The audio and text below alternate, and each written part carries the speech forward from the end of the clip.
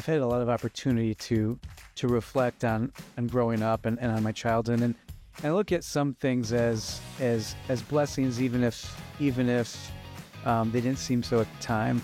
That doesn't happen by accident. You need people, and part of that, I think, it was his gift back to give and to pour into people like me. He identified me and knew that, hey, you need to be poured into. You need someone to tell you you've got what it takes. On the other side of this, you can be successful. You know, over the long term, those small things done consistently compound to real results. Well, awesome. Thank you, Joshua, for joining today in the Engineered Success podcast. I know that there's a ton of good value that we're going to pull out of this conversation as we learn a little bit more about your story, your background, your journey to understanding what success is for you and kind of where you're at along that. So thanks again for diving in. Yeah, I'm looking forward to this. This is going to be fun. It will be, for sure. And you're laughing because the first thing we're going to start with is just getting right into it. And we're going to dive into your history, your background. Can you tell me a little bit about the early days of Jeshua? Oh, yeah. So my early days, my earliest memories were growing up with my mom and my three brothers in a relative's basement. Earliest memories, yes. Grew up in Saginaw. Mom was a high school dropout. She was waiting tables to provide for us.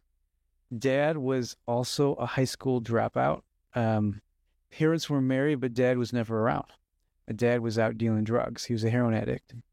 He was in and out of prison and ended up dying from his drug addiction when I was in college. So that was that was a scenario that colored my earliest memories. And then from there, and life was chaotic. Childhood was chaotic. Yeah. So as you're thinking back, and thanks for sharing that and some of the things that, have impacted you from your childhood, I'm sure as we progress into your story, there's things that you can think about that, caused you to make certain decisions at the next stage of life. So thinking high school, thinking college, how did some of those things that you learned early on or that you had experienced early on impact some of the decisions that you made in college? Wow. Yeah, that's that interesting question. Looking back, I've had a lot of opportunity to reflect on growing up and on my childhood, and I look at some things as blessings, even if they didn't seem so at the time. But really, if I think about some pivotal moments growing up, yes, life was chaotic, and it all came to a head when I was a young teenager, when I was around 14 or so. And without going into too much of the details, when I talk about chaos, I mean varying levels, my siblings and I, abuse, trauma, mental illness, neglect, violence, things that were just not okay. But when you're a kid and you're growing up in that type of situation, this is just life, and you don't know that there's any difference. But at some point in time, my mom realized that something had to change, and she didn't really know what to do. She didn't have a safety net. She didn't have community. She was desperate. And so I do distinctly remember a time when I was 14, and my mom, because my role in the family was to be the one that everybody could rely on, lean on, no dad in the picture, so I'm the one that makes everything okay, but kind of parentified child in some respects. But mom just said, Joshua, this is madness. I've got to take you kids to church. We got to go to church. And I thought, okay, I'm a 14-year-old kid. Religion's not a part of our life. I didn't want to go to church. None of that. But, so ultimately, mom, and these memories are kind of pretty vivid, took us on a Thursday night to some church in the inner city of Saginaw. I remember getting out of the car and being afraid. So not only not wanting to be there, but afraid to get out of the car because it just was not a good neighborhood.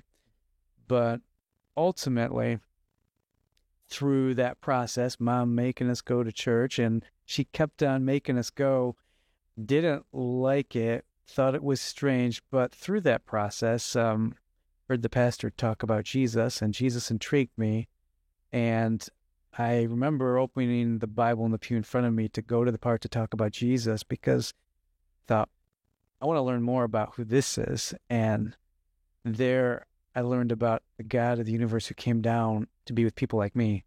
So I was a nobody from a family of nobodies.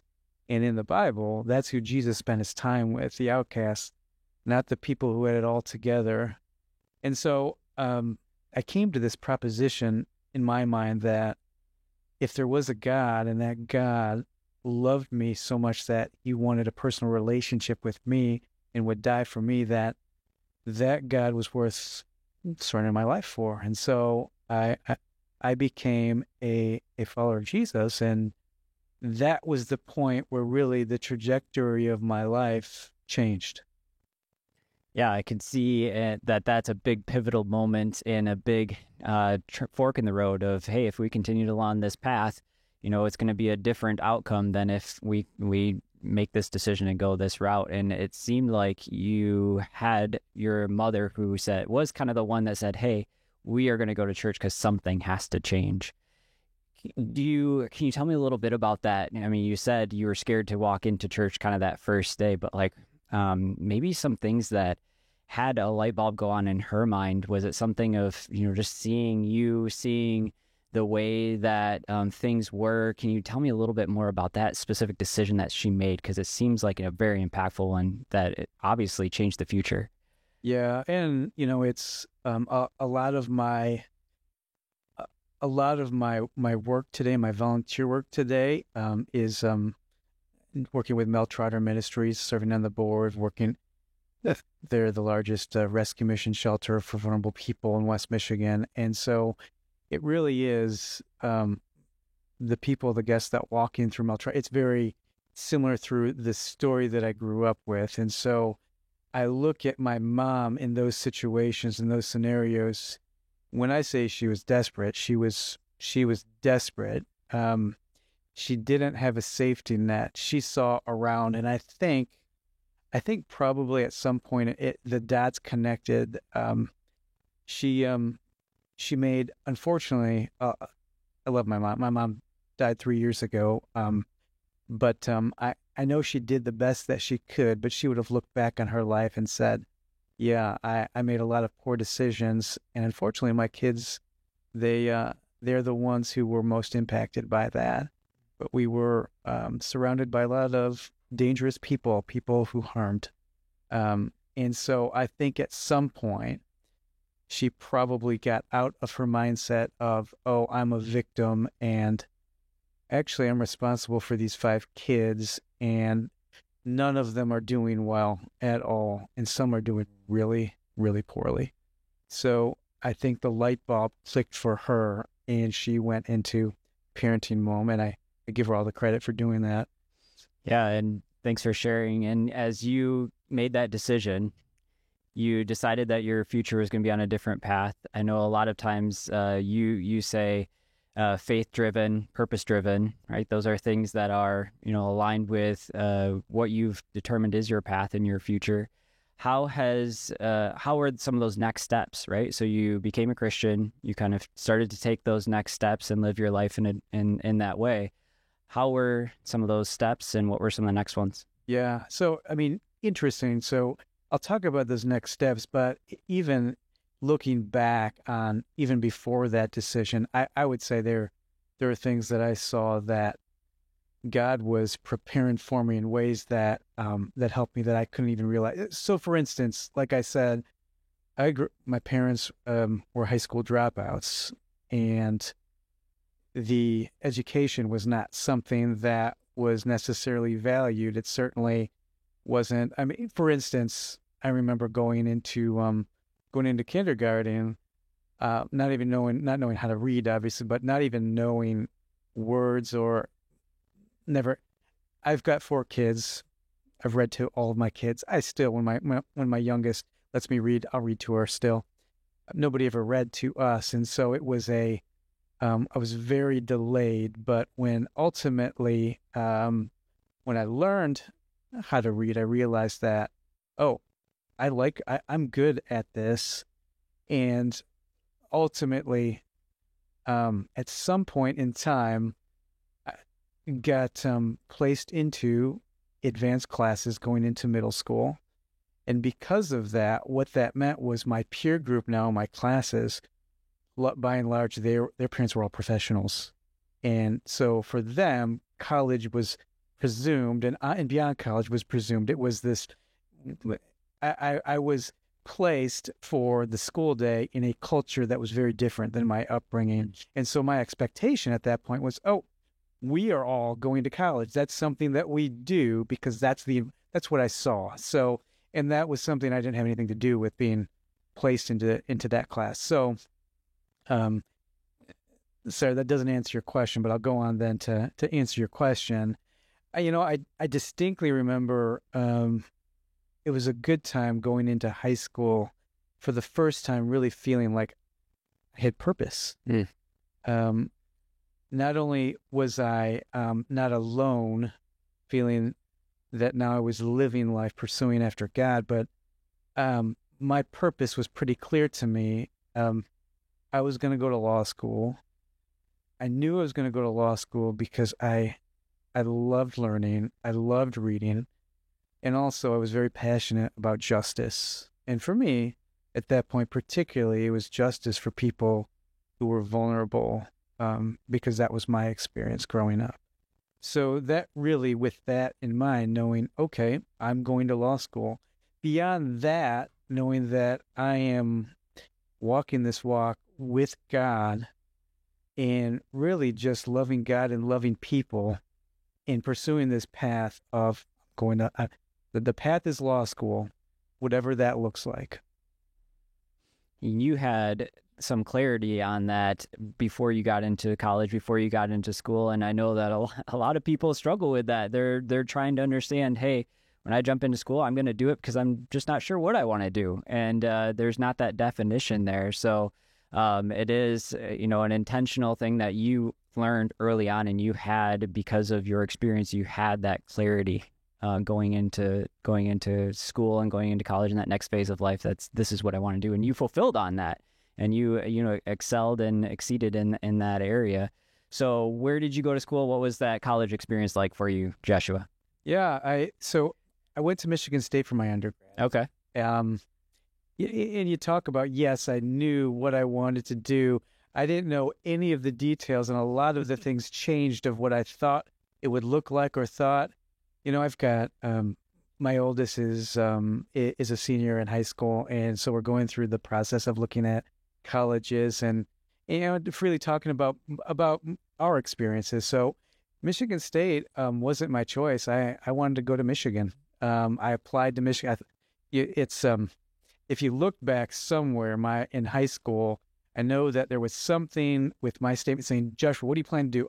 Joshua plans to go to Michigan and study pre-law. Yeah. And so no, I got waitlisted at Michigan, and the whole process was interesting because my wife, she grew up with a very different lived experience than I did. Visiting parents were very invested in her education, very invested in her visiting different schools to figure out where she was going to go to college. For me, it was filling out a FAFSA and knowing that, not knowing how I was going to pay for school, but I was going to have to do it myself. But ultimately ended up going to Michigan State, and I loved my college experience, and for a lot of different reasons. One of those being, I think for the first time, being away from home was really good. I tell people, going away to college, everyone's lived experience is different, but I don't ever in my life recall being homesick. No, it was being sick of being home, I guess, but it was good for me to go away.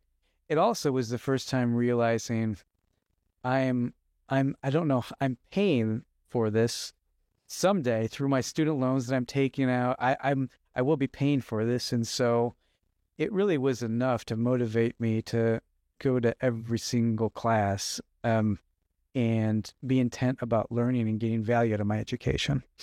Now, I know a big part of, as you get into that phase of life, a big part of having that being a successful experience is who you surround yourself with at that phase of life. Were you able to get involved in clubs and groups, and whether it's church groups or, groups within the same field of study as you, were you able to get involved in some of those groups? Yeah, that's an excellent point. That highlighted the best things about my college experience was seeking out people who were like-minded, who were heading in the same direction as I was and would do life with. And so, yes, multiple different things. Sports in high school were very, very, very important to me. I was very involved in sports and football and wrestling. And ultimately, I had a hope I was going to walk onto the wrestling team at Michigan State. Didn't happen, but ended up doing a lot of intramurals, wrestling, intramural football, and managing the weight room in my local building, but connecting with a good group. My local Christian Fellowship group was probably where I made the deepest connections. And not only that, but what was really important to me was finding people, particularly men who were older, who had some experience in life, that'd be willing to pour into me. So that actually became really important, because as time went on in college, my junior year is when I met my future wife, my now wife. And as time went on, and I realized as I got closer to graduation that, I don't know everybody's experience when they meet their spouse, but for me, I knew pretty early on she was the one that I was going to marry. She was the one for me. And that terrified me in some ways. And part of the reason it terrified me was I knew who I was, and I knew my wife's story. My wife, like I said, grew up in a good family situation. No family's perfect, but she had a good, stable family, very connected in the community and in a church. And for me, I thought, if I am going to be the husband to this woman and the father to her kids, I don't know how to do that. The only thing that I had to look back on was what not to do. I mean, I remember being young, and my dad, he's still married to my mom, picking me and my siblings up, and he's taking us to visit his girlfriend. I mean, we're visiting his girl. What I had modeled for me was what not to do. So I didn't know the first thing about being a man. And there were men who showed me that you have what it takes. You can do this. Oh, that's an amazing example of how others around you and in your circle can find gaps that maybe you missed throughout your childhood and didn't have the chance to learn from your parents, and they were able to fill that for you so that you can for your kids. And do you feel like getting connected with those mentors in your life was something very intentional that you did, that you sought after, that you said, hey, I need a mentor in my life to help teach me this, or it was more the other way around where they found you? Wow, that's a very insightful question. There's a lot there. If I look back, I think that without a doubt, I knew it was a gap for me. I knew it was something I longed for. I also know that, but for the proactive nature of those men reaching out to me, it probably wouldn't have happened. Why do you think that they were proactive and reached out to you? Do you think that that's something that, they had someone that did that in their life, that they had experienced that then they could observe and see, like, hey, this is a step that I need to take? Yeah, I think that's part of it for sure. So I think of one of my mentors. So he was a professor at Michigan State. He was a college athlete, but he was also he was an elder at the church I was going to. He grew up in a family that was similar to mine. His dad was an alcoholic, and going through what he went through, and ultimately getting on the other side of that and realizing, I mean, he could be successful in life. He could be a good husband, a good father, and also become educated and successful in whatever it is that he was doing. That doesn't happen by accident. You need people.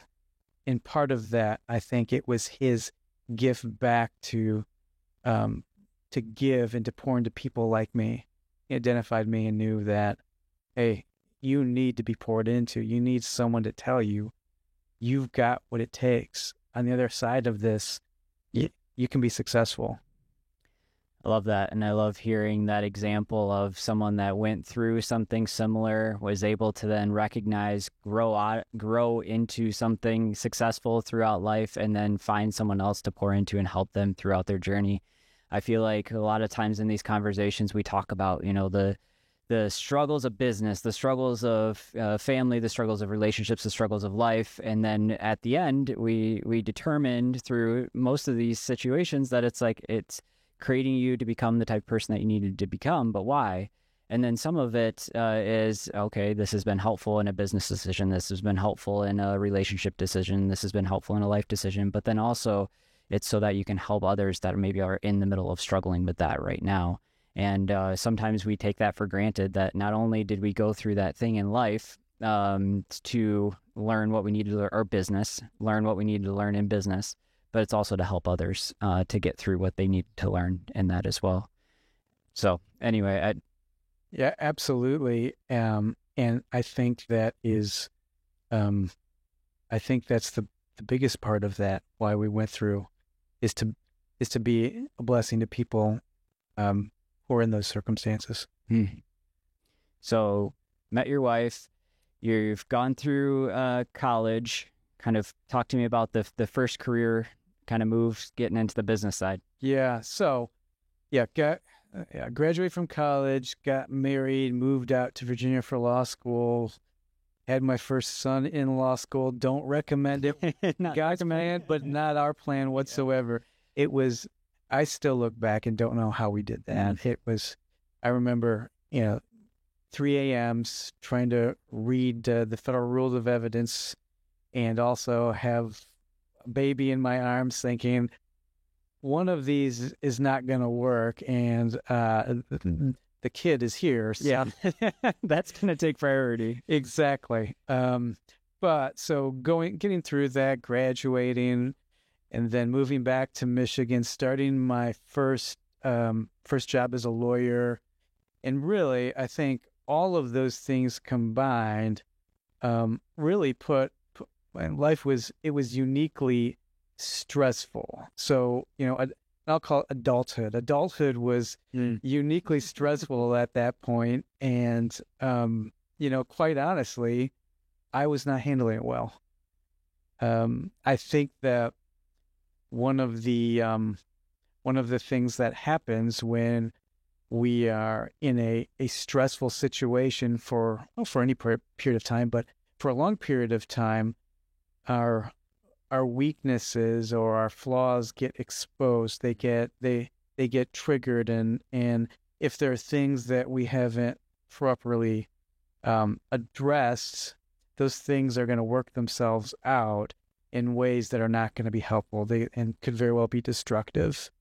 And so, I look back, and one of my favorite people to quote is Stephen Covey, and one of Stephen Covey's quotes that I find myself quoting so often to people is, "We see the world not as it is; we see the world as we are." We all have our own paradigms of how we see the world, and how well does it align with reality at times.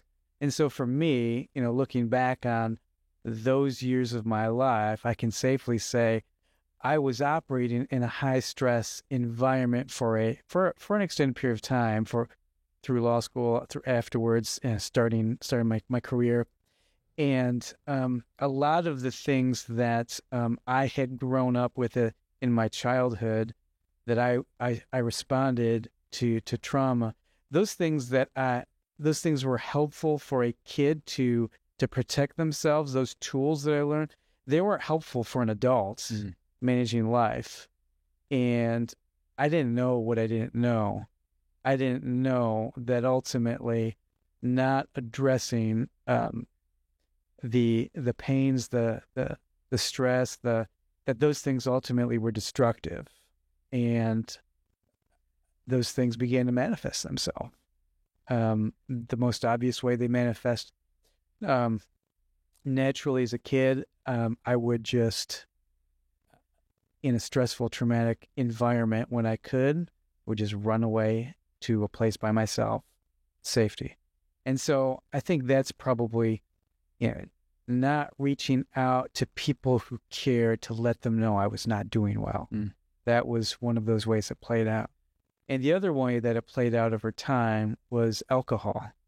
So, and particularly starting my career as a law firm, alcohol everywhere, events, social events, alcohol everywhere. And for me, I did not appreciate the addictive tendencies and the patterns that were in both sides of my family: alcoholism, drug addiction. I didn't take it seriously.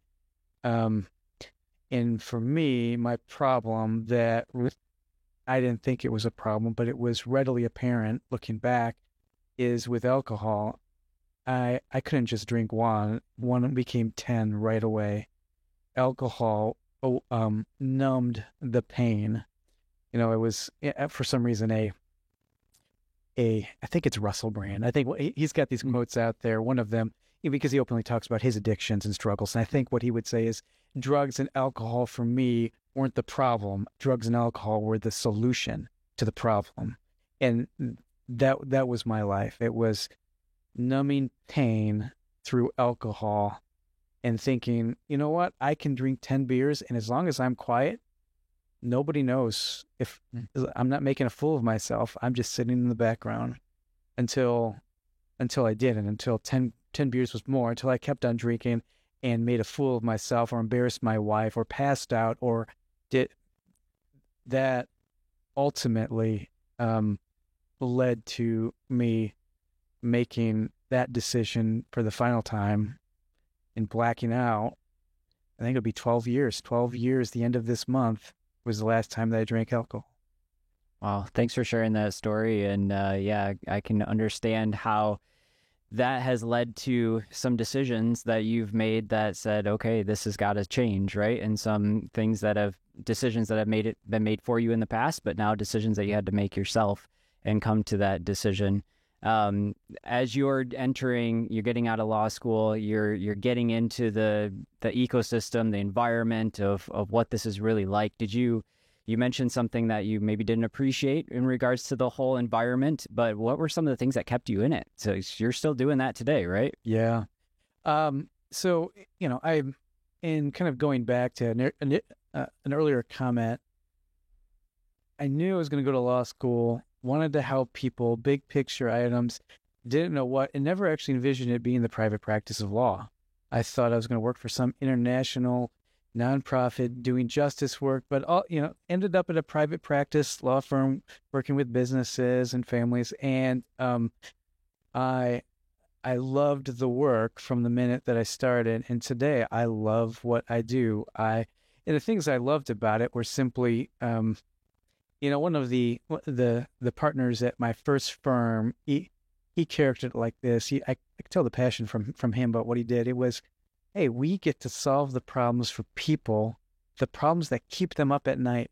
And they can't solve them, and we can solve these legal problems. So whether it's businesses or families with estate matters, but business was the primary focus of my practice, and helping people, and always learning, always mentally never bored. I think that's probably a statement I tell people.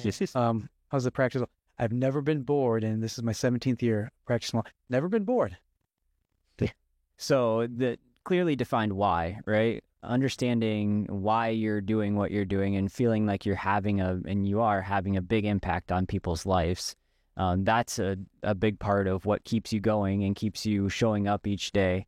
Um, as you're looking at your why over the years, obviously when you were single on your own, you had a different reason, different goals, different outcomes where you saw your life. And then once kids entered the picture, you mentioned that added stress, but also probably changed your just perception on what's important and what's not. What are some of the things that drove you from, like, we're thinking about success and we're thinking about, achievement and financial or relationship, whatever that is? What were some of the things early on that you were like, I know we're talking about that you wanted to help individuals early on and grow and get into legal because of that reason, but what else was there from just the success? What were you striving for earlier on?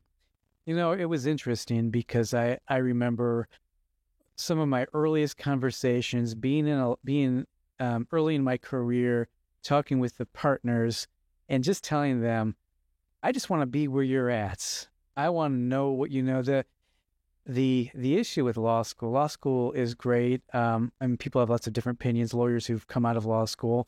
I loved law school. I thought it was a great experience. I loved learning. I thought it was important foundation to go launch into a legal career as a practitioner. But there is a huge, steep learning curve to practicing law. There just is. And so for me, when I came out of it, and jumping into the law practice, realizing, oh, I don't know most of what I need to know. I just don't know. And so I had this insatiable desire in my mind to get to that point as quick as I could to know everything that I didn't know so that I could be the best lawyer that I could be, whatever that looked like. And, it's here I am 17 years now into it. And the lawyers that we've hired, particularly the ones who are younger that have come out of law school, and just telling them, having hindsight looking at it, one of the beautiful things about what we do is we just never stop learning. You never arrive. You just don't. And so that view has changed over time of thinking, if I was just here, everything would be great. But the reality is that journey never ends, and that you need to learn to enjoy the journey and learn how to enjoy learning something new each day. How did you become more accepting of the fact that that finish line is something that continues on and enjoy the journey? Yeah, that's been a progress. Part of it is just the nature of the practice of law. It's particularly private practice. It's, when you're in law school, and your first year of law school year is a weed out year, which means you're studying 80 hours a week. You're just trying to keep you're on top of things, and you don't. Nobody keeps on. You can't read everything. You just try and do the best you can. And then, so you think, oh, I can't wait until I get a job. And then things slow down. And then I remember having lawyers come in to our law school class and tell us, if you think that's your expectation, that's not life. It's nonstop. You're always learning, but you're always working too. And so part of that though, was this having to over time, build your own boundaries and reset your own expectations. Early on, you're idealistic. And you think, yes, you certainly when you're younger, you put in a lot of hours, but had to over time realize that, particularly as my kids got older, there were distinct moments, and my wife was good about reminding me these things because she was affected by it. I remember early on, it was probably a couple years after I was into my practice, and I was just working, billing, 2,000 plus hours, doing the grind, working early, even when I got home, I was working. And she said, when you're here, you're not even here. So you might as well just be at the office. Maybe I'll just take the kids and go to my parents. You're not present. That was one wake-up call of realizing, what's important, really reminding what's important. Until we get those hard reminders, we don't pause to think about that. Well, even before you had that reminder, like you were working a lot, I assume because you had the calling and you felt like you were doing it for these families and doing it for these individuals that needed your help. And so, maybe you didn't feel like, hey, I'm putting this in front of my family. But sometimes we do things in a way that we just don't realize the effects of those that are closest to us. And sometimes we need those reminders, right?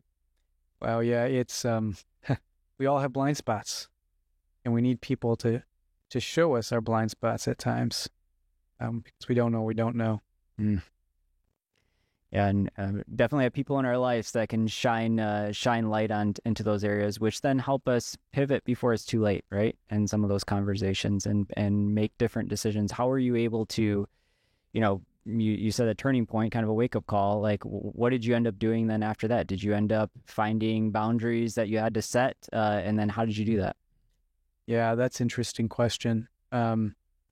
It's every company, every business has its own culture. And so for me, the answer was I had to find a different culture. And that's what ultimately it did. After about 4 years of practice, ended up with the law firm that I'm at now, moved my family up to Grand Rapids, and starting over was helpful. So we moved to the area 13 years ago, and moved without my firm having any type of real billable expectations. Not the 2,000 hour, it was just a more loose, a more high trust, and more the culture wasn't so much revenue is the bottom line. It was, we do good work for our clients. That's what we do. And so is that not common in the space that you're in? Like, I don't know too much. I just can assume based on what you said that there's kind of polar differences in some of the different firms. I think that there are reasons some firms have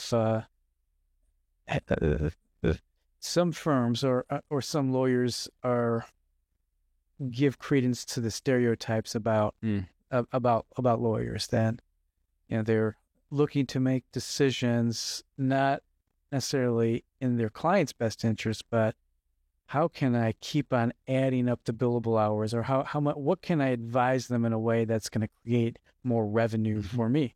But I think that's in any professional industry where you charge money for services. I think that's there anywhere. So there are good firms out there. There's lots of good firms out there, and yeah, there are ones who, whether they know it or not, ultimately they're setting a culture for, the bottom line is we need to bring in revenue, and so we need to grow, and so that dictates everything that we do. And you were able to find a place that had a culture that was not driven by, overwork, and it sounds like gave you a little bit more of that balance that you needed for the family. Yeah, it was great. It like I said, it gave me an opportunity to reset and actually set boundaries in place for the first time. And one of those boundaries that I made was I'm going to be home at regular hours. I'm gonna sometime close after 5. I will shut things down. I'll make the intentional decision. Work never stops. Could always do more, but I'm going to be home for my family. And some of the other ones where I'm not going to make board. It was important for me to find places that I was going to serve, use my legal background and serve on boards of nonprofit that were near to my heart. But I wasn't willing to do it if their commitments were after hours. It didn't work for my stage of life. I'm having young kids at home, and now it might work a little more, but now I guard my time even more so.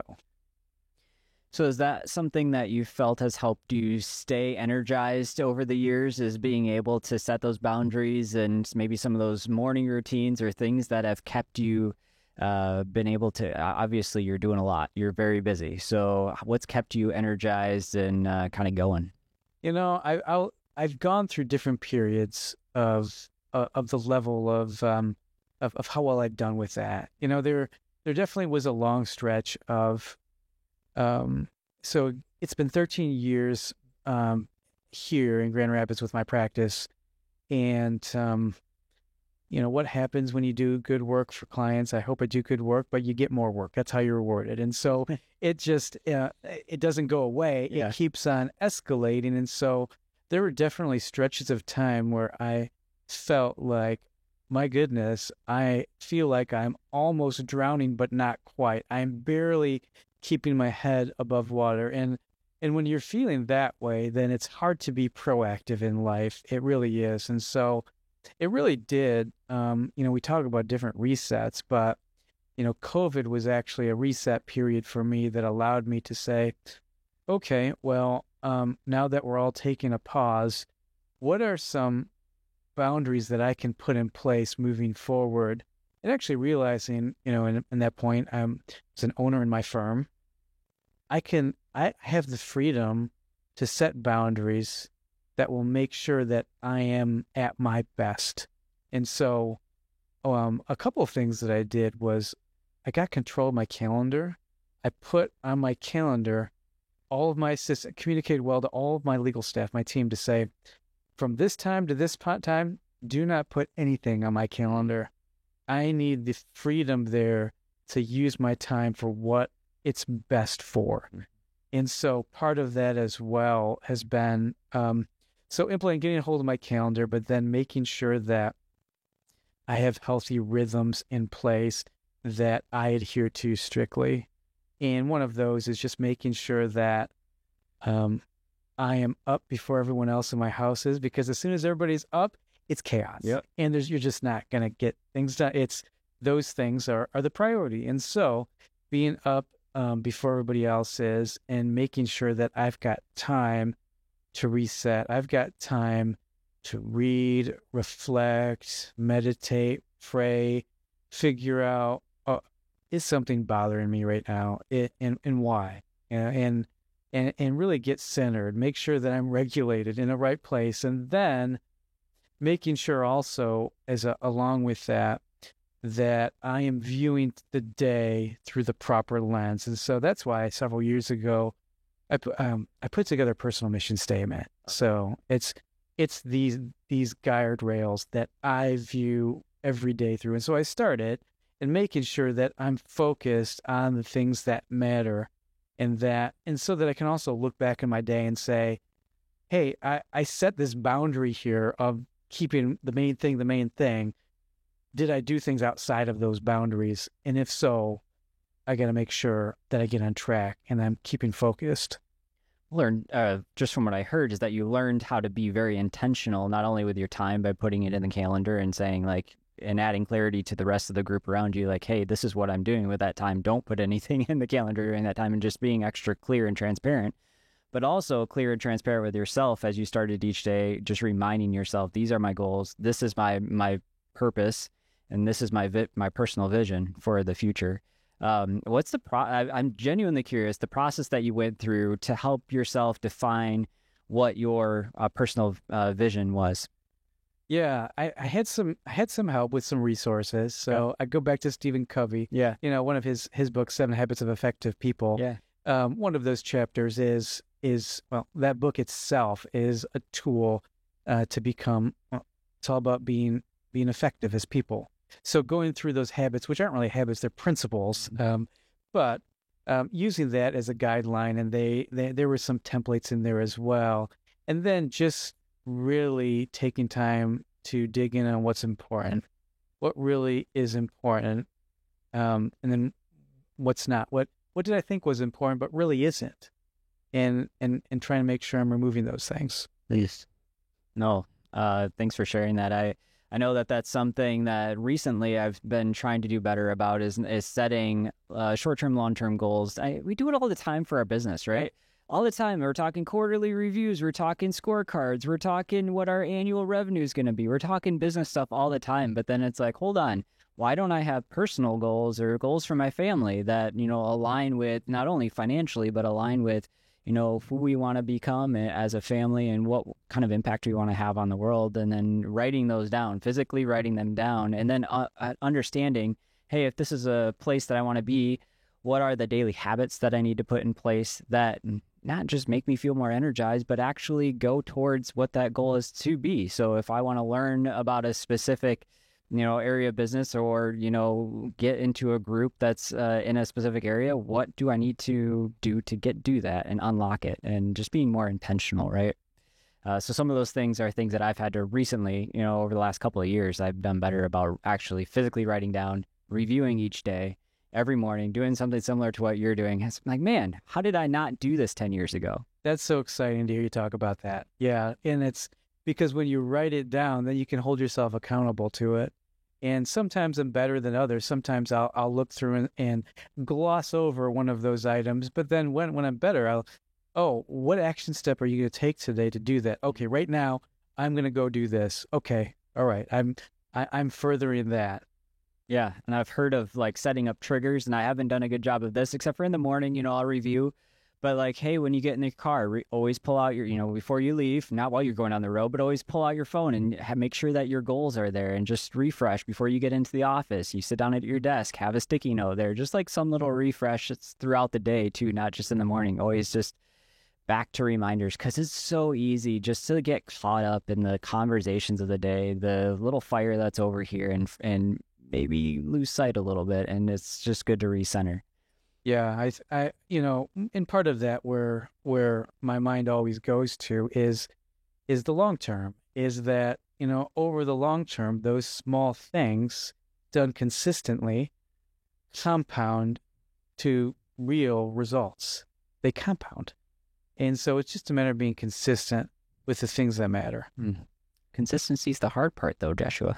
Exactly. That's the tough part. That's what makes it difficult, is that you got to do it every day, right? What did I say? That going off on quotes here. One of the guys I listened to, his name's Craig Rochelle. He's a leadership, writes books, right? And what his quote that comes in mind is, effective people do consistently what everybody else does occasionally. I mean, it's true. Yeah. 100%. Now, as you look towards the future, we're talking about consistently over time. What are you most excited about as you look out into the future for your life, or just in general? What excites you? What gets you fired up and excited about the next 10 years? Yeah. In one word, impact. It's, I had somebody really, my law firm's going through a growth phase, and makes it into a new transition. A lot of opportunities, also a lot of work, a lot of being consistent and showing up and putting in the work. But I had a guy speak some wisdom to me several years ago, and I was really reluctant to this idea of growth, and so it's one of those things that just you don't know until you walk through. Well, why am I having such a hesitance to growth? And for me, I was at a point where, again, drowning in work, doing good work for clients, but really just can't even take a breath. And at a point where thinking we need to hire our first associate attorney. I just can't be doing this work for myself. My partners aren't going to do my work. We need to get more lawyers here. Reluctant to do so. Well, the question was why? Why are you so reluctant, Joshua? Why? Because I hate the word ambition. I don't want to feel like, there's another unpack that. Oh, yeah. Hold on. Why do you hate ambition? What's wrong with that? No. I'll just clarify. I don't hate ambition anymore. But I was loath to do anything to make anything about me, about, hey, this is what I created. I'm going to achieve this. I'm going to do that. And the guy that I was talking with said, hey, how about you view it a little bit differently? How about you view the ability for you to add team members, that if you had team members, that's more people you can impact for good. You can be a light. You can be a blessing to them. You can grow your culture of the things that matter. Like I said, loving God, loving people. You could you could impact if you hire more people, you can impact them. You can impact more good customers. You can. So why are you afraid for more impact? Oh, guess I'm not. I'm not. And so really embracing that idea of what does it look like to add relationships with people for the whole goal of compounding goodness, creating value for other people. And that could look a lot of different ways. One of those, yes, is growing a law firm, connecting with other like-minded lawyers. There are other other strategic partners, people who view the world of loving people, doing an excellent job for your clients, but look at it really as a service. That just compounds value, and the opportunities to do that really excite me. But then other opportunities to, you earlier touched on faith-driven, that is a part of a lot of what I do, leading groups of faith-driven investors and entrepreneurs, but connecting people who are like-minded. They look at their job as a calling, what they're creating. Founders who have big ideas of creating things, but they need a lot of help. They're at the startup phase, and then connecting them with resources, with people who also view the world of, hey, I want to help as well. The value, the impact that could create, that's what excites me.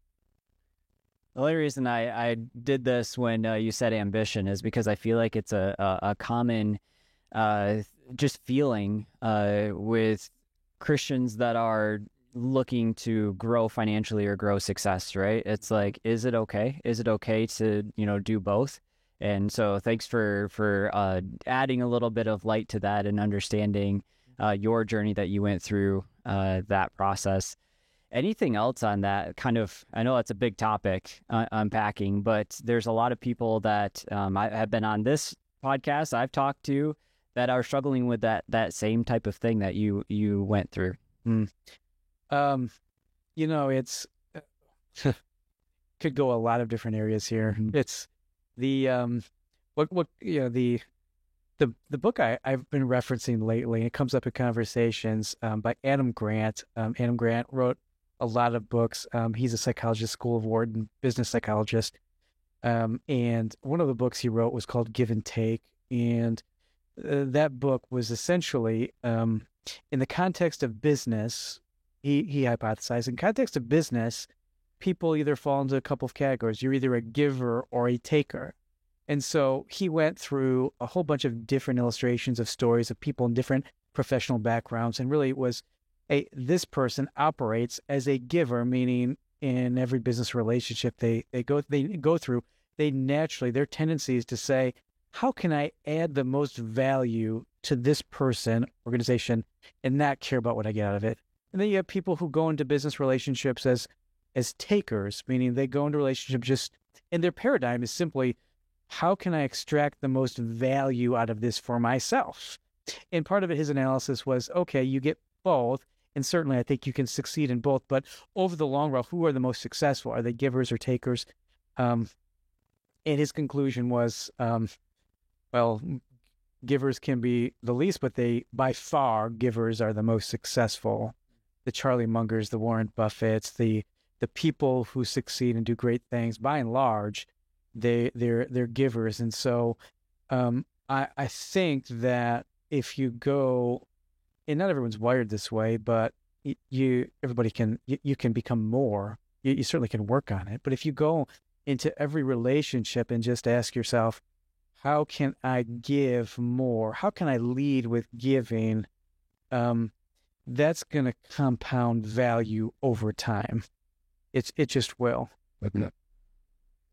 That's a great reminder and something that I'll definitely be taken from this and in future relationships and conversations even, and I can think back to some recent conversations that I've had with my team and just engaging with them and just reflecting like, hey, in that conversation and in what we ended up with, was I, giving in that relationship or was I trying to get more out of, right? And it's a difficult one to balance.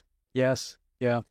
So as we near your definition of success, which we'll get into, I'm curious if you had the opportunity to go back, talk to yourself when you were You had that first child. You're in the middle of law school. It's stressed out. Things are tough. What would you tell yourself? I would tell myself, don't do this alone, because by and large, I didn't realize it, but I was doing it alone. I had people, I had friends, but I was not letting them in. Part of it was I was sure that, first of all, nobody's going to understand because nobody can relate to the way that I grew up. They can't understand, or I would shock people with how difficult life was for me at that point. But people just, particularly people who know you and care about, they just want to help. I mean, none of us has it all together. So I would have said, hey, tell somebody really how you're doing and reach out. Thanks for sharing that. Now, I'm curious, Jeshua, what is your definition of success? That's interesting. My definition of success, gosh, it's okay. I'll go back to our good friend Stephen Covey again. One of the effective, one of his principles of being an effective person is beginning with the end in mind. And his whole premise there, and other people talk about it as well. But this idea of how we live, how we successfully live, how we effectively live, we really need to begin with the end in mind. Meaning, if you're on your death, if you could watch your funeral, if you're just, let's say you're hanging out over space, your disembodied, your soul, you're watching everything. What do you want people to say about you? Who was he? What would you not what else? What would you want people to say about you? What you want people to remember you by, that's going to be success. And so, well, if that is success, well, then work your way back and live your life such as you can achieve that. So, and for me at this point, it really is simply, I want people, what success would be is people say, Joshua, he loved well. He loved his family well. He loved the people around him. He lived it out in a tangible way. It was visible. It was visible of where his value and what he cared about. And I was somebody who lived that with integrity, meaning I was the same person throughout.